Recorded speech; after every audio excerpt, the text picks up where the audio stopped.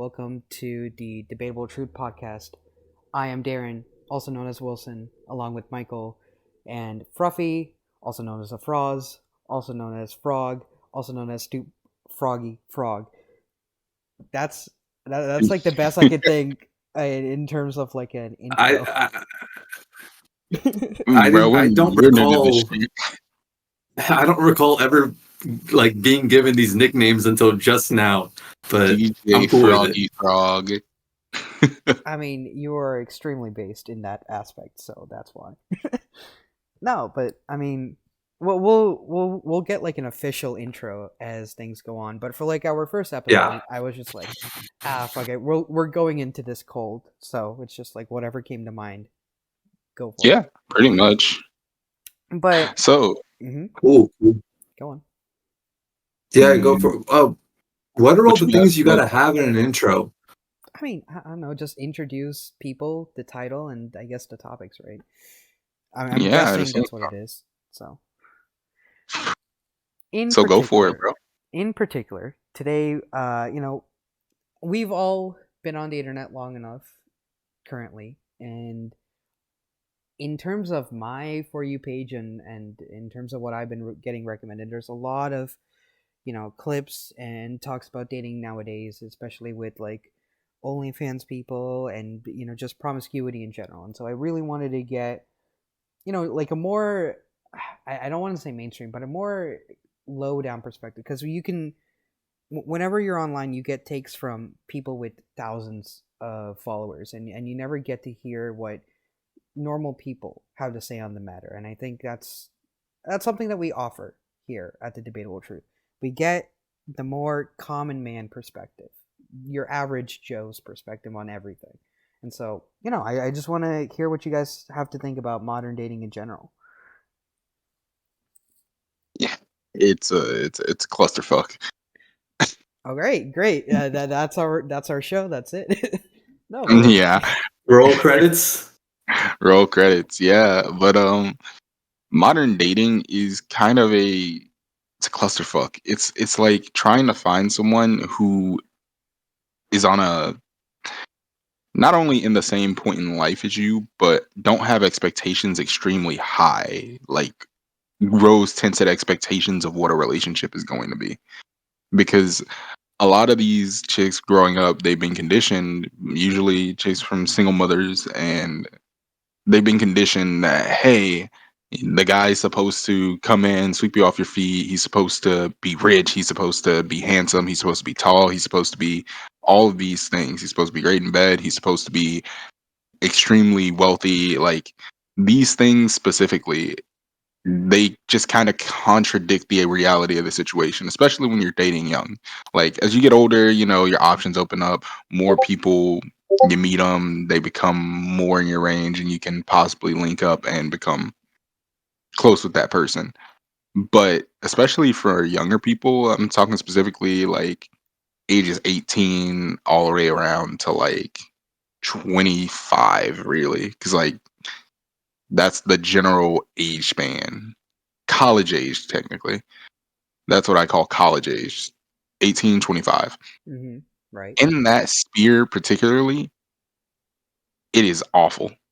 If you're the average guy, right? You probably got, no savings. You're living paycheck to paycheck.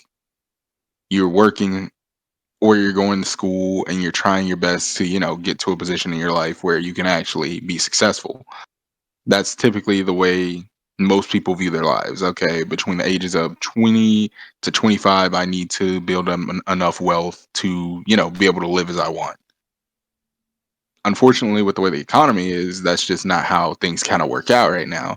A lot of guys my age, I'm 21, and it's really hard to like stay afloat. Like, I went from I remember this vividly. Back when I was in high school, I worked fast food. I made $8 an hour, and I worked that job all throughout high school. I never felt richer in my life than when I was doing that. And it's not necessarily because of, no bill expenses or anything. I just genuinely had money to where I was able to chip in on like groceries and stuff like that, and then still have a very pretty penny like left over to spend and hang out with friends and do stuff I wanted to do. But as you get older and not only start taking more responsibility, but things become a lot harder to grow in, because I went from 8 to 16.50, and then I went from 16.50 to 21 an hour at my current job with 10% pay differential after 7 p.m. So it's like, what the heck? Why do I still feel so poor? And then when it comes to getting into a relationship like that, it's like, dang, I've got a job that I work 10 hours a day for. I've barely got free time throughout the week. And when I do get free time, well, I got to pay bills, I got to do all this, and it leaves very little money left over for me to actually, try to go out and bring someone on a date, spend money on them, And these are all the things that women in our age group are looking for. They're looking for a guy that's going to take care of them, but they also look for it as more so a guy who's going to take care of them and still let them do exactly as they please. I think, The expectations on relationships are horrid. well, expectation is one thing, but also I think it's how do I say this? When you when you grow up with so much in terms of uh media always telling you that men are providers, or they're showing men as kind of the end all be all when it comes to solving issues, and then there's a sudden shift, especially nowadays when you talk about like mainstream media or like movies and TV shows nowadays showing that there's a more um I guess variety in terms of who's capable of doing what. It causes a And shift in terms of personal dynamics, right? And so yeah, with women going into the workforce and everything like that, and now we're seeing the repercussions of, like these boss babes or boss bitches or whatever you want to call them, who can make their own money, who have more options than they used to in the past. I think that yeah, also has sort of a power imbalance, because there's still, you're making your own money, and that comes with its own, I guess, freedoms and liberties, right? But hmm in another sense, there's also that part of you that wants a partner, that wants someone that you can work with. And we've seen in most cases that men or women typically fall under either a leader and a follower role in that particular dichotomy. And so when you have people that go against their very nature, it's very difficult that you don't see any friction or you don't see any problems, right? If, for example, you have someone who makes their own money, and then someone comes in and who doesn't do any work, who doesn't have anything to offer, and suddenly you're supposed to take care of that person, you can see where there's a lot of frustration, right? And so I think that plays into it, but also I think nowadays with the advent of social media and everything, there's just so much options, and so you sort of get overwhelmed by everything that's going on around you. Like, if I want to watch a movie, there's so much. Not all of it's good, but there is so much. And so I think that plays into a bigger part when it comes to dating in particular, where it's like there might be a good candidate that you're looking at, but there could also be a better candidate. And so you're always looking for the next better and better thing, to the point where you're never satisfied, right? I think yeah. people nowadays, they're not willing to let go on their expectations. They always want to be completely 100% satisfied. They're not willing to compromise, and they're not willing to work with others. There's always a little bit of selfishness, and there's a lot of like ego to go around when it comes to stuff like this, in my particular opinion. Uh, I definitely agree, and the worst part is it's the ego specifically. I want to highlight that, because let's take a look at the modern female ego. It's like, okay, and this is gonna sound really incelish. I apologize, but it's really true. Like, some things they get blown out of proportion, but it's because they're true. Women overwhelmingly have a way easier time finding partners. True. That's just a general rule of thumb. There are always going to be men who will throw themselves at any female who's willing to take them. And that's because, quite frankly, when it comes to dating and finding a partner, men are at a great disadvantage. Not only because there's more men than women, right? Also just generally because of the fact that, well, hey, some of those women are already taken. One, B, a lot of these women are going on life paths at this point where they're going to go to high school, they're going to go to college, and they're going to get a high paying job.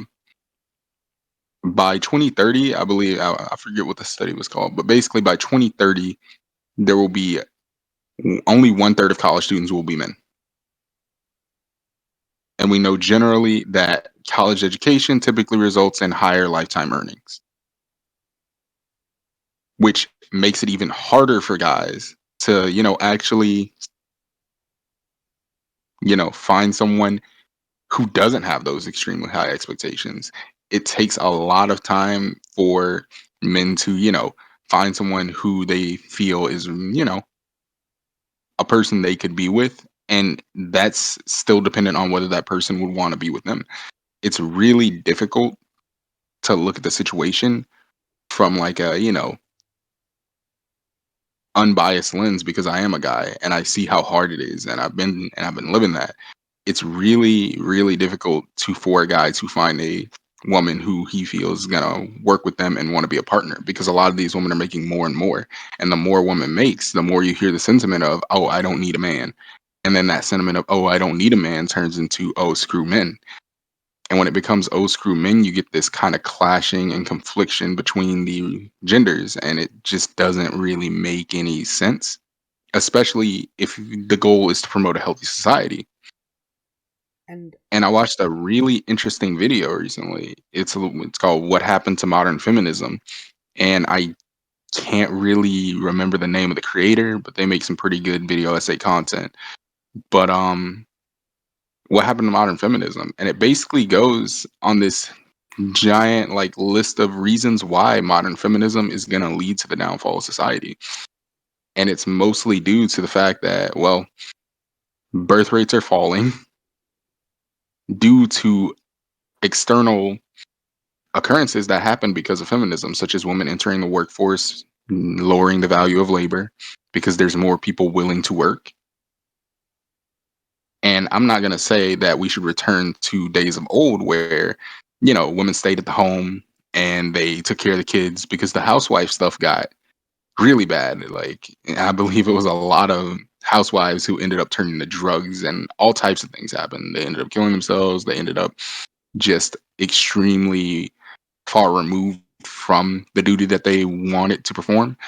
But that's because, well, hey, if I got the option to go out and work, I'm going to go out and work rather than sit in the house, especially once all the kids are out of the house and there's nothing to be done around there. I A lot of women would wonder actually go crazy from that. if I may interject. I wonder how much of this is, I wouldn't say our fault, or I just wonder how much of this is kind of like the fault of men in general. And this is a weird way to approach this topic, but let me explain what I'm thinking. Go for it. When it comes to stuff like this, everything in media for the past, I want to say, like 50-40 years has always portrayed men in a very simplistic manner, right? Like, you'll have like some guy, no matter if he's a nerd or if he's a jock or whatever characteristic he is, there are still some defining traits. They'll see a pretty woman and they'll immediately be smitten, and they'll like immediately fall at her feet, no matter who the guy is, right? And they're often characterized by very simple base instincts, right? Food, women, like sports, whatever, war, whatever, like super simple things that you can like jot down. And so I wonder how much of that has an impact on what's happening today, where you have men falling at like literal defeats of women. Like you have like this whole simp culture and simp economy that is sort of, I guess, artificially inflating a lot of like women's egos. And so I wonder there was a more if there was a more, I guess, conservative or more restrictive view of men, where it's like men who are more stoic or men who are able to discipline themselves. I wonder if there was that sort of like other way of thinking that might have changed how things are happening now. Because nowadays, there's just so much distraction, so much vice, so much, I guess, things to do that are ultimately bad for you, but we have no way to discipline ourselves. And so we're immediately caught up in it, right? Like pornography or OnlyFans or something like that. You're just subjected to it so much that there's no way to restrict yourself. And so you're immediately given into these vices. And so that I think in general, when you talk about, women having egos or women thinking they don't need a man, I think that's a byproduct of men in general valuing women as more than what they are, right? Because men and women both bring something to the table in a relationship. But when you value something too much and value something too little, that's where everything falls apart. And right now, women value men too little and men value women too much. And I think that's where I a lot agree. of Yeah, these. it's a half and half. Yeah, it's a half and half. It's both. I was thinking about this. Both sides are equally to blame. It's hoes and simps are two sides of the same coin.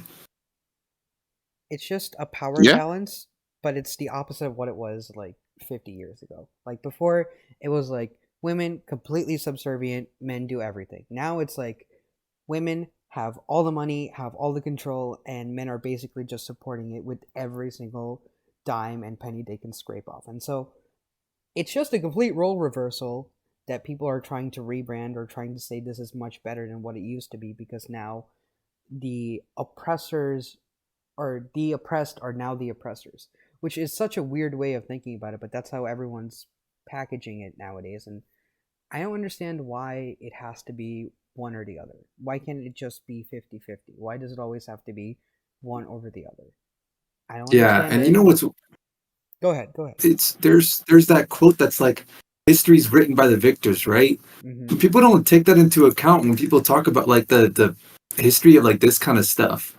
Like I go around, I talk to people like in real life, not like looking the stuff online. Like I go travel the world ish, like just a like 3 months ago or so, I was in India, and then I went to like the Philippines and all this stuff, and like I talk to these people who are in these families who like keep records of their own family history, stuff that they write down, stuff that's not online, and I talk to them directly, and it's like so I trust the history they give me a lot more than whatever I see online, and like the history that they tell me, the stuff that they tell me is like, oh yeah, in our old house that we used to live in, we used to have a whole separate area that was for women exclusively. It was only women were allowed to go in there.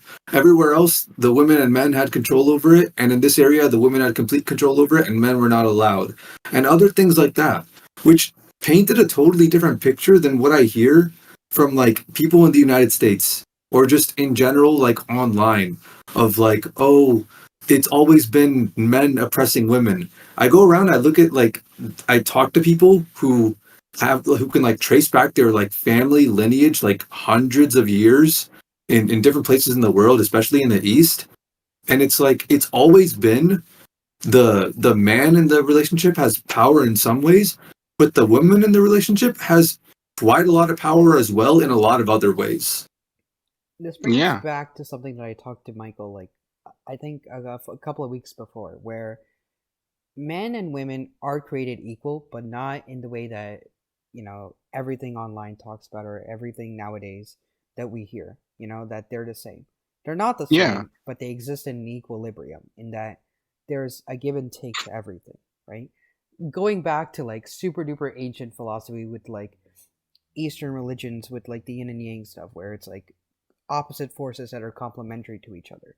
Men are Exactly. more like physically strong, and women on general are more like mentally and spiritually prepared. And I think these two things are what makes us good together, because otherwise I think if this sort of like duality did not exist, I don't think humanity would have survived very long, right? It's because that men and women both need each other that we've come so far as a society. And when when you have this thing that's saying like men can become women or women can become men, they're the same, we're both equal.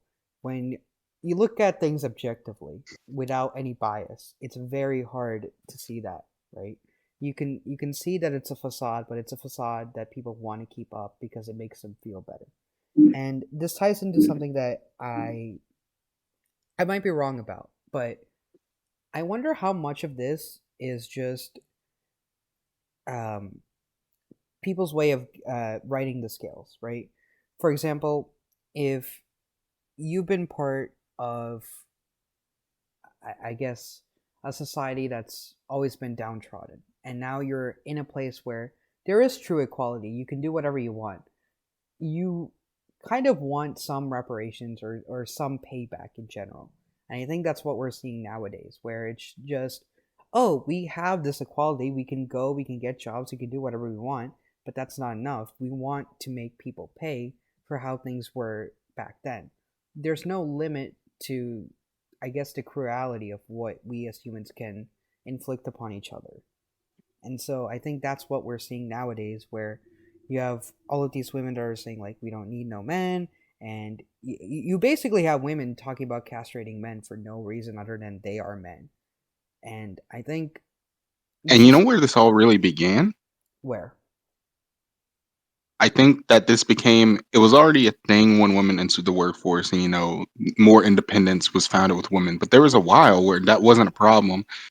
I think this all really started around the time that online dating became a thing, around the time that Tinder popped up, or around the time that people started expanding their reaches of the people around them.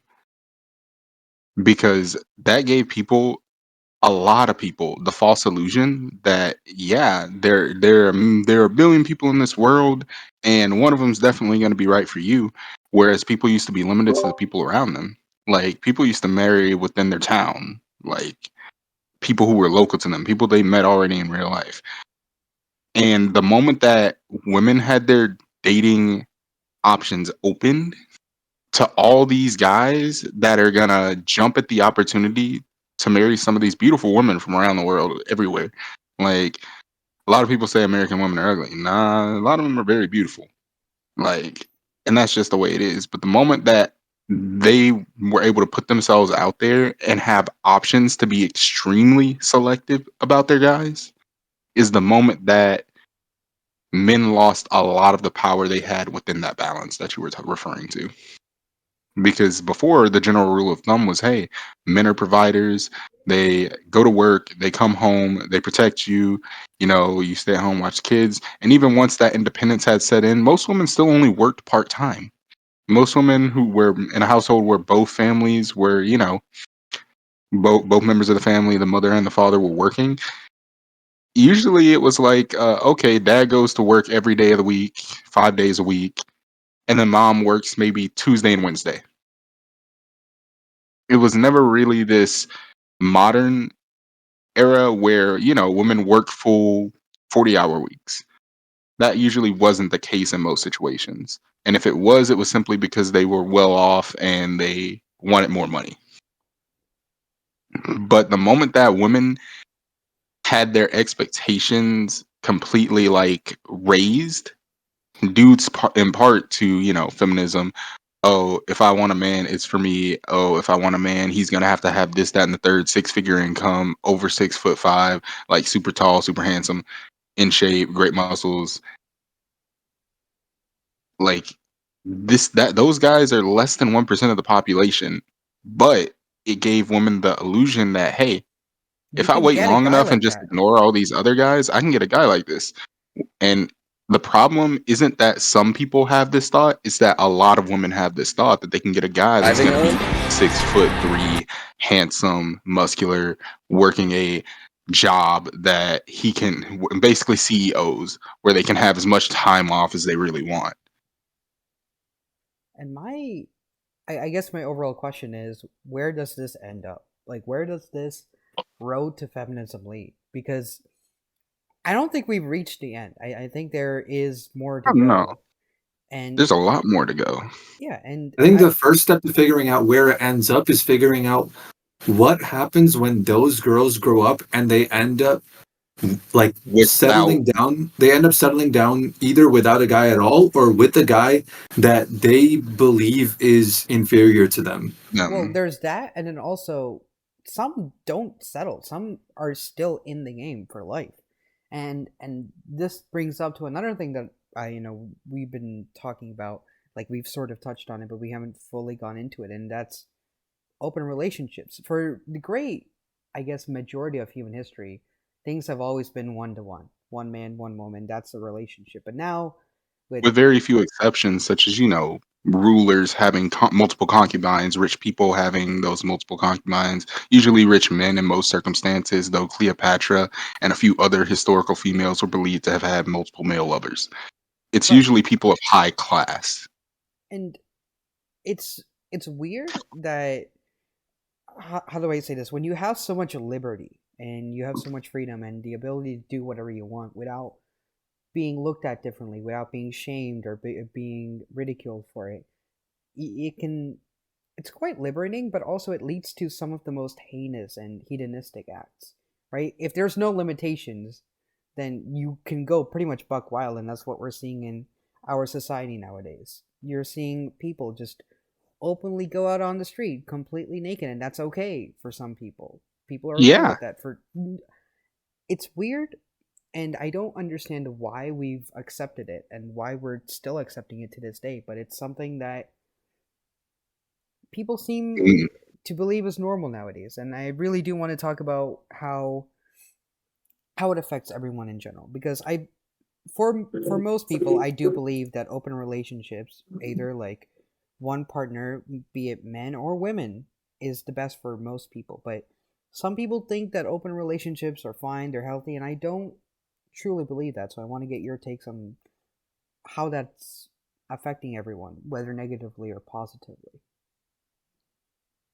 Bro, you can go first on this. Oh man, this is one of those things that I want to think really really deeply about. I'm super interested in it actually. Because just from an intuitive level, just intuition. Right. Like if you were to like someone were to gun to your head, what's the root of all evil? I would be like, uh shit, I don't have any time to think about it. Answer off the top of my dome, it would be like the inability to control one's horniness or something along those lines. That would be Honestly, like the honestly, root of completely true. all evil. Completely true. Like I think I Lack of could all evil, lack of discipline. I think that's a broader way to state it. Lack of discipline. yeah, something along those lines. That's what I would say off the top of my dome. But I I have a hard time piecing together like a high resolution image in my head on leading that, because it's really really deep. It's really far. It has so many degrees of separation away from other problems that feel intuitively connected, like correlatively, just from what I see in my own life. Right. And I feel like the connection is there, but it's so hard to paint that picture in my head. And so I want to think about it more, but I don't feel like I'm ready to dive deep and give an answer on that just yet. I want to hear you guys talk about it first. And All right. this is Here's something what I that got. okay, go ahead. Go ahead. All right. What I got on open relationships in general, because of because I'm not a hypocrite here, I believe that people have the right to do whatever they want in the privacy of their own home. And this isn't me condemning anyone who decides to partake in a open relationship. This is just my flat out opinion on it. If you're going to be in an open relationship in any sense, you have to be a certain type of person. It's going to take a certain type of person to give up that jealousy and natural urge to, have that one partner. A lot of people have that natural urge to be with one partner.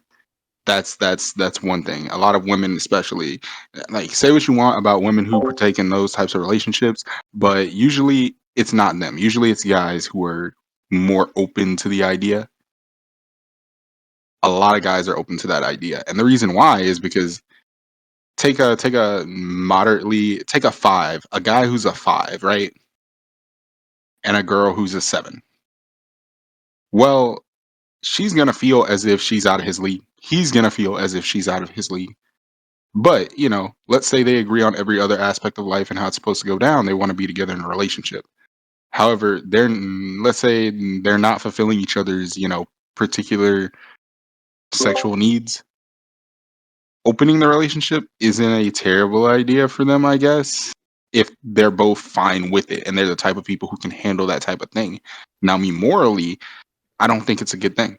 I don't think that open relationships are the way to go forward into the future. Mostly because what happens in the case of a child? Okay, you got a child. Okay, whose child is it? It's not the guy who, I mean, let's say sometimes it's you husband and never wife. really It's not the know. husband. That's the thing You never too. really know.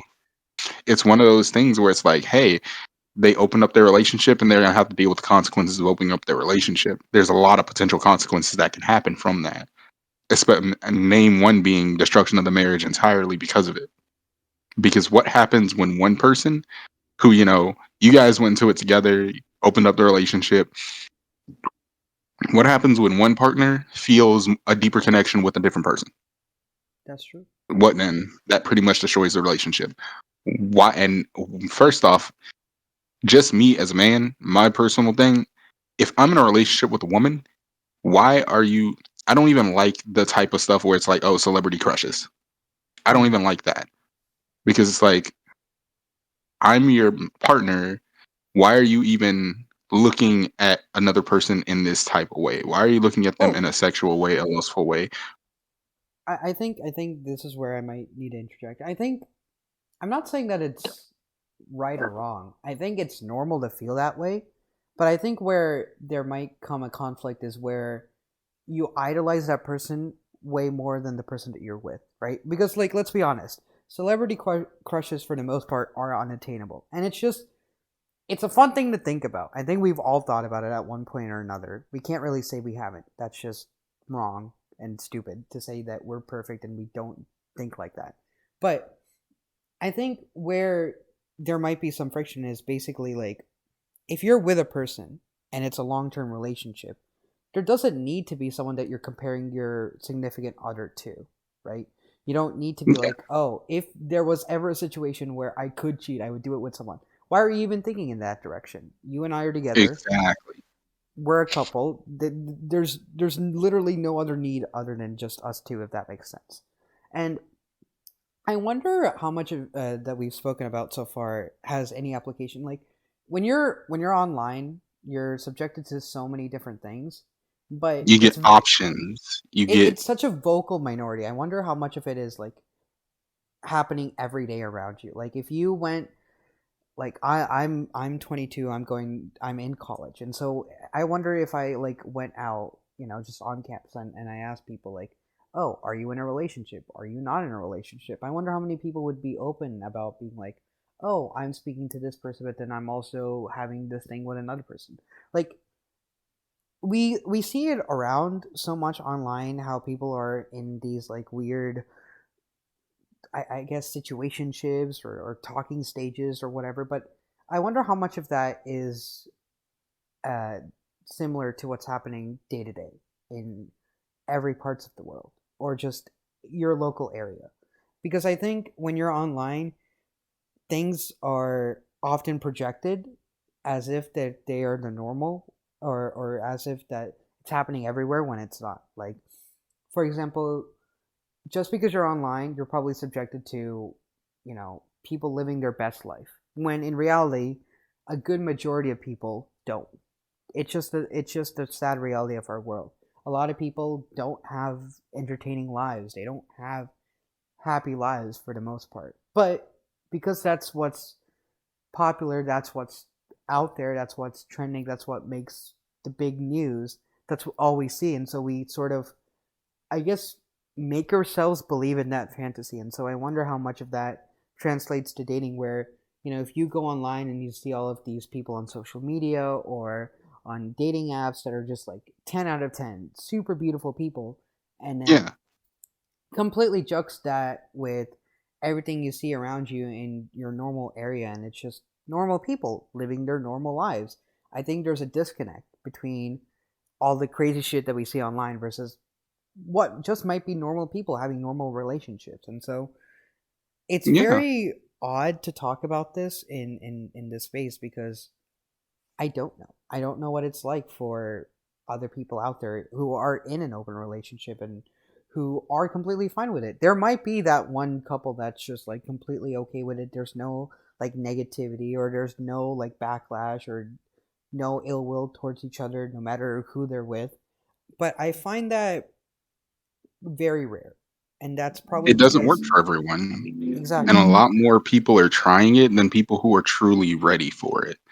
Like a lot, I read a lot of Reddit stories, right? Hmm. I read a lot of Reddit just because I find it interesting and I like to discover new things. One of the things that I was just browsing one night and I follow a lot of different Reddits. One of the ones that I found recently was support for wayward spouses.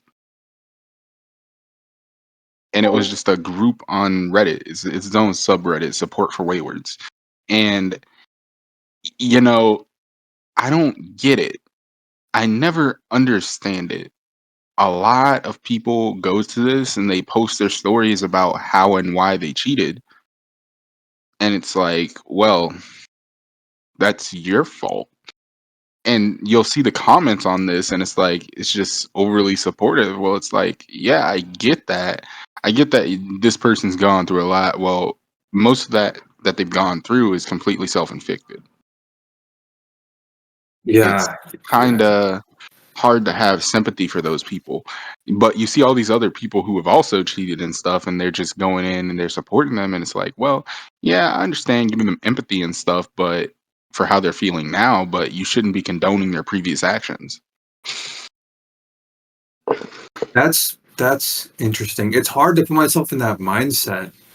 It's hard to understand what goes on in there. Like, are they genuinely being authentic, or are Or they they just, trying to lie to themselves, convince themselves that this is they, okay, and thus they're trying to gas up, trying to hype up these other people that are doing it to reinforce this idea in their own minds that it's okay. I don't know. I really don't know. it's hard to tell because, well, in some aspects, they're completely, do as you will. Like, I have no problem with it from a, basic perspective of, okay, you're telling your story about why and how you cheated, and that's fine. Yeah, and tell people the bad things about it. Tell them what will happen after. But for people to be underneath it just supporting it, it's really hard to like get a grip on why. These people shouldn't be, put up on a pedestal. And that's what unfortunately I feel like this Reddit's doing to an extent. Yeah, it's crazy because we just talked about before this call how like these topics that we talked about, current events, whatever it might be, they tend to lead into political discussions. Like without Yeah, even if you without try to avoid it, they tend to lead into political discussions. And I think these kinds of topics that we're talking about right here, like topics about human behavior and things like that, lead into discussions of like conspiracy theories and malice and things like that. Because yeah, I agree. I have those kinds of thoughts. I'm like, there's definitely an incentive for foreign companies, for pharmaceutical companies, for things like that, for them to encourage degeneracy and stuff. Yeah, Yeah. most certainly. I definitely agree with that take. It's definitely a thing that I've had that thought. Never really thought too hard about it, but it's popped up in conversation before with some of my friends where it's like, where does a lot of this online and IRL degeneracy come from? Where do people pick up their habits? I grew up during the quote unquote golden age of YouTube. Like 2016, I was tapped in to YouTube drama, all types of stuff. Leafy is here, Hey yo, me too, me too. Star, yeah, and a lot of that it gave us a certain type of humor, right? That Hmm. dark humor element. When did that become a thing? Well, it became a thing when it became profitable. Because, like, let's not forget, a lot of these major streamers that have kind of trended away from that type of joking and subject matter because, you know, it doesn't look good for their brand. A lot of them started out that way. XQC, Ninja, fucking even Hassan, and not even Hassan really, but like Destiny. All these guys used to have a certain type of edge to them. Even Markiplier of all people had that kind of edge to him at some points, and it wasn't necessarily a complete degenerate edge to their content, but it was like, you know, it kind of shaped a generation's sense of humor and their sense of, you know, what is funny, what isn't funny, what you should laugh at, what you shouldn't laugh at. And then they're immediately following that age where, you know, a lot of people were coming up, the people who are now like around our age, 20, 21, 22. Those people have kind of gotten hit with a lot of things, such as the immediate culture shock of when people started getting canceled around like 2017, 2018, when cancel culture became a big thing. And it kind of left a lot of people stuck out because, you know, they still find some of this funny, but other people so easily offended, so ticked off about it, so thrown in the wind about it, that it's kind of hard to like reshape your entire personality that you've had since you were, you know, a 15-year-old to be something more publicly acceptable. Because Yeah. people do grow and people do change, but you can't really say it's always for the better, or oh, that they were always in the wrong when they did those things, because hey, everyone else was doing it too. And the advancement that companies did make off that period of time where, you know, edge content was super big, you could say whatever you wanted online, a lot of that, it sucks because hey, they don't allow that anymore. You can't say certain things anymore. They're no longer funny or okay, and you'll be banned off a platform for it. And that's because eventually they kind of went more conservative. And I don't even want to say this because it's like, you know, typically conservatives would have never allowed that type of humor and stuff. They would have never been okay with it. They never would have been like, oh yeah, you can say that. Nah, they didn't. They didn't find that funny either. It was more liberal behavior, and then the liberals immediately like kind of flipped on that. In like that 1-2 year span, they immediately flipped on it, and certain things you just couldn't say anymore. You couldn't do anymore. It's not okay. Not funny. You're canceled. Yeah, that's I think that's super interesting crazy. how that happened. And I saw it coming a little bit like on YouTube, like with the whole like with all that like atheism stuff that was happening on YouTube. I Yes, I saw it coming kind of with Gamergate and all that. But I never could have predicted like it would be that everything hard of a turn. everything just flip-flopped. Everything flip-flopped. Yeah, conservatives started embracing edgy culture a bit more. Liberals began to hate it, and I think that's why. That might be why conservatives started to, you know, a lot of people coming from conservative backgrounds who still held conservative beliefs would make these types of jokes, and then the liberals were like, "Oh, that's not funny when you say it," and I it's think like, this well, ties into what we were talking about before stream, where it's like we're all living in glass houses throwing stones at each other, right? Like everyone has something that crosses their own little picket line or their picket fence, but we're also just exactly. like always trying to hit each other down.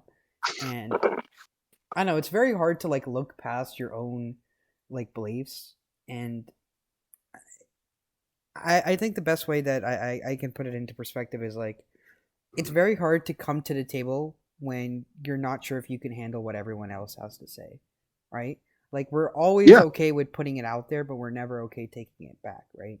And so exactly.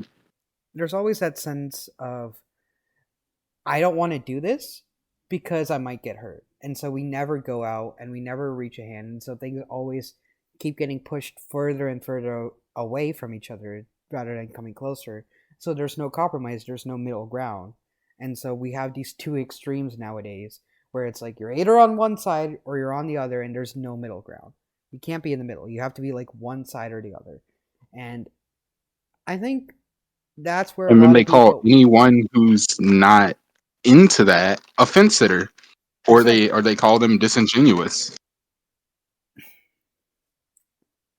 I don't. That's crazy. That's crazy.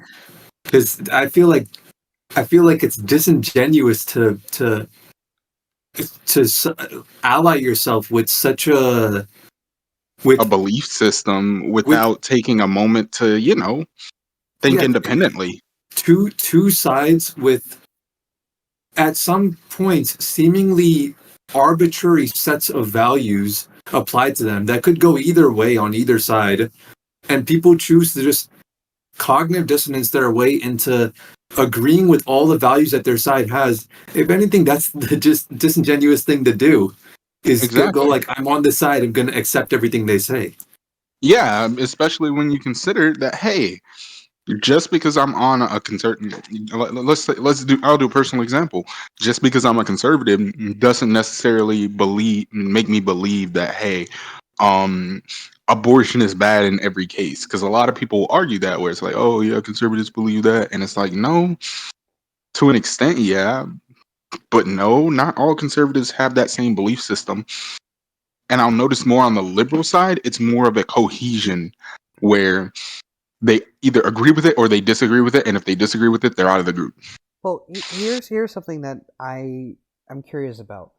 Is it better, and this is why there's so much of this, is it better to just go along with everything rather than forming your own opinion? Like, I think this is something with the left where, and this is such a broad term, so I'll try and not speak too much in generalizing terms, but I think a lot of people nowadays, they're so they're just not used to, I guess, defending their opinions. They're just going with what everyone else says because it's safer that way, right? We don't want to always be challenged. We don't always want to get into fights. I think for most people, we just want to go about our day, have a pretty simple, happy life, right? And so when our opinions or our beliefs get challenged, it's much easier to stick our fingers in our ears and just scream louder than someone else rather than taking what they have to say and analyzing it. And so I wonder if that's what's happening nowadays, where you'll have people just go out and they'll say some random shit, and some other person will be like, no, that's wrong. But then they won't even listen to the counter argument. They'll just scream over top each other over and over again until they both get fed up and leave, right? There's no I guess there's no compromise, or there's no uh, discussion between why they're yelling in the first place. It gets to a point where you don't know what the inciting incident is. It's just, this has always been a thing. We've always been fighting each other over some arbitrary thing, and we're never going to stop. I was talking to my friend's sister a couple of weeks ago, and we were all like cracking a bunch of jokes. My friend's sister was just sitting like across the room. We were like leaving, we were about to like walk outside, and we're like making fun of like Indian people. We're Indian, but like still we were like making Indian jokes or whatever. Mm-hmm. And she's also Indian, and she was like getting like, she's like, you guys shouldn't be so loud with that, because the door was open, like other people in the neighborhood might have been able to hear us. And she's like, you guys shouldn't say that so loud. And we're like, and then we start going even harder, and we're like, why are you so like who cares? What's gonna happen? And then I said some quote that like Luffy said about like not being afraid in One Piece, something like that. I forgot what I said exactly. Gotcha. And I was like, we're not afraid. We're not afraid of nobody. We're not afraid of nothing. And she, at first, she was like, I forgot what she said, but she said something. And then I repeated myself, and I phrased it in a different way. I basically just rephrased myself and said, we're not afraid of anyone. Like, we could do whatever we want. No one's going to stop us. Right. And when I said we're not afraid, she responded with, you should be afraid. Of what? Of what? So that tells me that my suspicion when I look at these people who go along with the crowd, they are being disingenuous. They're doing so because they're afraid. They're afraid of this. There's a culmination of fears that I think about just from a philosophical perspective, and this is I thought about it enough to realize just how long it's going to take to truly understand this in high resolution. but it's like this is like a lifelong type of thing that you think about. It's like, what are people afraid of? And it really is like all deep fears that people have lead to conformity. It's the fear of missing out, as well as the fear of loneliness, as well as like the fear of, like, it's like all of it. It's like every fear people have leads to, like, because this is the social game. People don't want to be invited. People want to be invited back to play the social game over and over and over again. They don't want to be left out of that game. It's the most rewarding game a human could ever play. And when people, when certain people, and it makes me, as hesitant as I am to say this, it makes me think that there's two kinds of people in the world. The kinds that are like the followers, and like, and you could call them whatever you want. Followers, normies, NPCs, whatever, and then like the leaders, or like the artists, the thinkers, the Ubermensch, whatever, you know? It leads me to think in that way, which feels wrong to think that way, but it just, It there's like, reflects reality. yeah, there's the people who act in the world based on their love for themselves and their love for others, and regardless, like, they put their own like safety and all that stuff to the side for the sake of what they believe is a higher cause than themselves. And then there are Yeah. people that operate almost entirely off of fear, where like they want to do a million different things, but their fear in their lives is just so overwhelming, overpowering, that it drives all of their decision making. Well, I think this. I might have something to say on this, and perhaps it's not about reward, and it's more about just us as human beings. Because when we, in our most primitive, I guess, phases in existence, when we were all alone, we only survived because we banded together in tribes. And then those tribes became like cities, then nation states, and then countries, then kingdoms, and whatever, right? And so now that everything's now there's like no external threats. We don't have to worry about food. We don't need to worry about some other thing trying to kill us in the night. I think we're all focused on fighting each other for supremacy. And I think it's basically like my group is better than your group and you have to conform to my ideals. I think that's why everyone's so afraid nowadays, is because you never want to be ostracized. You never want to be alone, because that's how you die, metaphorically. And in the past, that's how you died. You died because you were alone and you didn't have anyone to help you. You were just completely left to your own resources. That's why the saying, no man is an island, is so prevalent, because you can't do everything by yourself. You need other people. And so Hmm. I think this also leads to our earlier discussion about dating in particular, where it's like, because nowadays it's so hypersexualized, because it's so prevalent that, oh, you can get whoever you want, there are so many fish in the sea, there's tens everywhere, or you can find your perfect match, there is a soulmate. Because that's so prevalent and everybody's so bought into it, even people who can look at things objectively and being like, no, that's never going to be the case, however, I can find someone that's good enough for me, or someone that I can live with, even those people are kind of being pushed into believing in that fantasy. And so when you have all of these people being forced in one way or another to believe in something, it does leave another majority, or another group of people, like you said, that aren't part of that, that are completely ostracized, that are left alone. And that's where I think we as men come in, where we are that other group. We basically have little options. The majority of men out here don't have options when it comes to dating. It's like, if you find a girl that actually tolerates you, you've won. You've won the game. That's it. That's the best you can do at this point. And so I think, tying this all back together, I think it really goes into how much we've fallen in terms of our expectations, our society in general, and our values. In that we've kind of given up what made us strong, what made us powerful, and that men and women need each other, we need each other, but we're so focused on ourselves as individuals that we often don't think of each other as a group. We don't think about how we can help each other. We always think about me, me, me. And so we're driving ourselves into isolation, and that leads us to failure.